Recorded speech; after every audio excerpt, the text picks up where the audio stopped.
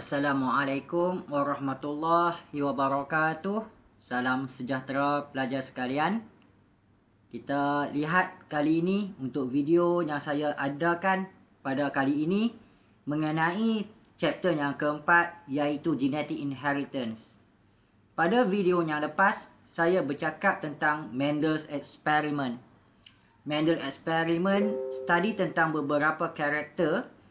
Namun daripada banyak karakter tersebut, dia hanya fokus kepada satu saja, iaitu flower color. Daripada flower color tersebut, kita tahu ada dua trait yang dia akan study. Yang pertama adalah purple, yang kedua adalah white. Karakter tersebut adalah satu karakter yang boleh dipindahkan daripada satu generasi kepada generasi yang berikutnya. Daripada Mendel experiment, maka dia menghasilkan satu law penting. Law ini dinamakan sebagai law of segregation. Kamu juga boleh letakkan dalam kurungan, law of segregation ini adalah Mendel's first law. Daripada hasil uji kaji dia come out dengan satu law, iaitu law of segregation. Law of segregation ini dicadangkan oleh Mendel apabila dia study tentang perkara yang melibatkan single character. Only involve single character. Highlight perkataan single character. So saya sebut tadi kan, banyak karakter yang ada pada pokok kacang, pea plant tersebut. Bermula daripada bentuk biji, color buah, bentuk daun dan sebagainya. Namun daripada semua bentuk karakter tersebut, Mendel hanya fokus kepada satu karakter saja, iaitu flower color. Daripada flower color karakter tersebut, dia dapati bahawa dua trait. Trait yang pertama purple flower, yang kedua white flower. Purple flower ini adalah satu trait yang terhasil daripada genes. So nampak ya, dekat sini ada genes P yang kontrol untuk purple flower. Genes P, kita letak genes P ya, terletak pada locus yang sama. Ini locus, ini locus. Pada locus tersebut, gene ini dipanggil sebagai allele. Ada allele P kecil, P kecil. Sekiranya allele tersebut adalah P kecil, maka ini dinamakan sebagai white flower. Sekiranya allele itu berpasangan melibatkan P besar, ini adalah purple flower. Allele wujud sebagai satu pasangan pada homologous kromosom. Masih ingat lagi tak homologous kromosom? Homologous kromosom ini adalah kromosom yang same length, same position of centromere, same locus of gene. Nampak tak locus of gene? Sama position centromere dia dan sama length dia. Saya ulang sekali lagi, tolong faham elok-elok. Mendel sedang kaji single character. Satu-satu karakter ini ada dua trait. Warna purple, warna putih.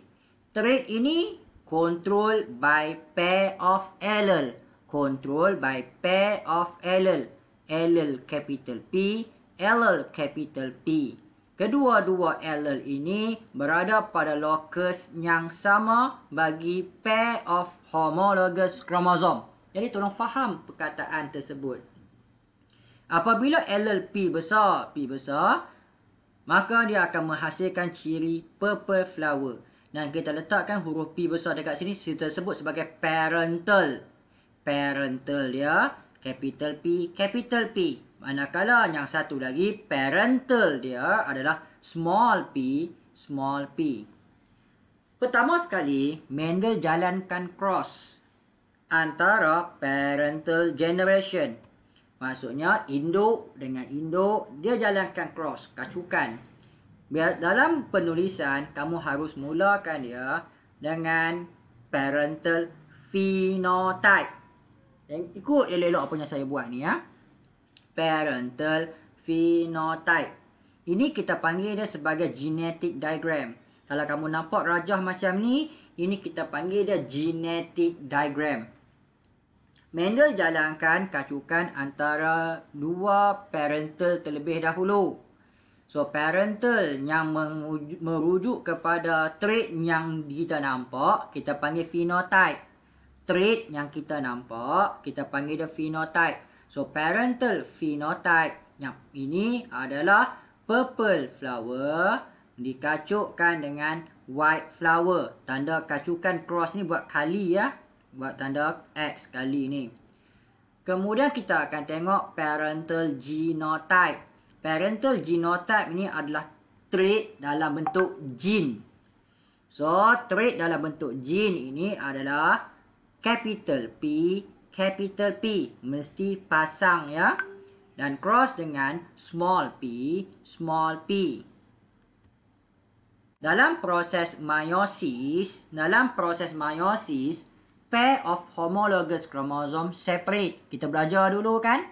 Pair of homologous chromosome separate dalam menghasilkan gamet. So, gamet yang kita perolehi adalah gamet capital P, gamet capital P. Tapi kalau gamet tu sama, kita boleh buang salah satu, kita letak capital P satu sahaja. Begitu juga kita faham dekat induk yang kedua. Ya, homologous chromosome akan separate bila dalam keadaan meiosis untuk menghasilkan gamet. Homologous chromosome separate. Bila homologous chromosome separate, nampak ya, bila homologous chromosome separate, ini separate ke sini, ini separate ke sini, maka gamet yang pertama ada small p, gamet yang kedua ada small p. Sekali lagi, kalau gamet tu sama, boleh ambil satu sahaja, iaitu gamet small p.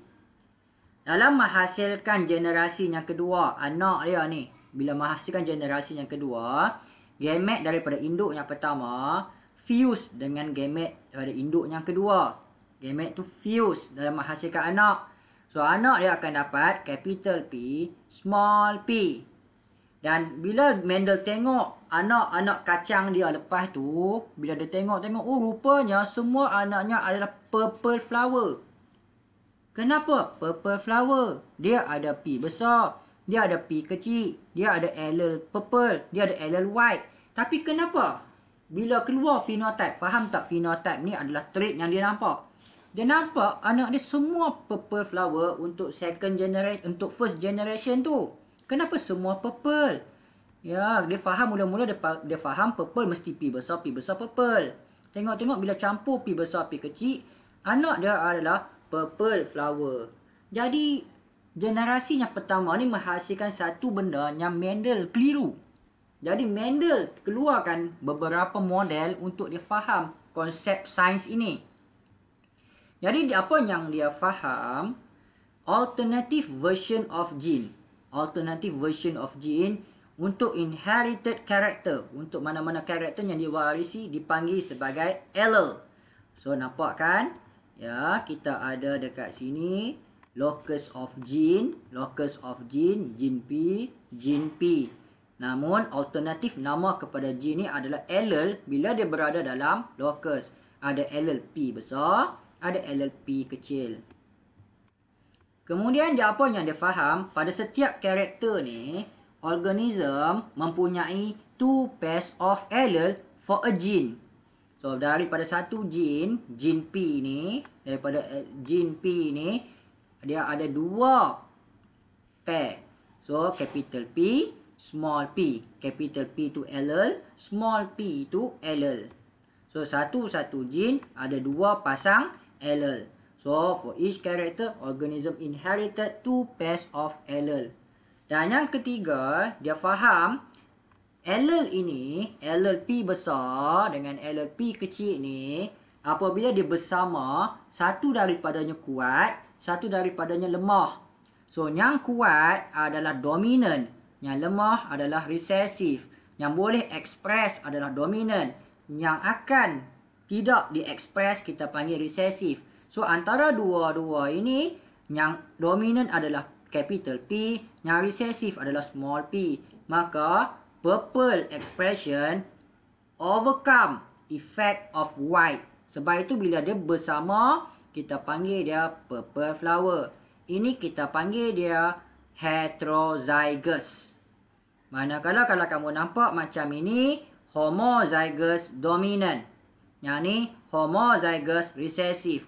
Tulis dalam kurungan homozygous dominant, homozygous recessive, heterozygous. So capital P homozygous dominant, small p homozygous recessive, capital P small p heterozygous. Jadi untuk kita lihat apa lagi eksperimen Mendel yang dilakukan selepas ini, kita akan tengok pada video akan datang. Assalamualaikum warahmatullahi wabarakatuh.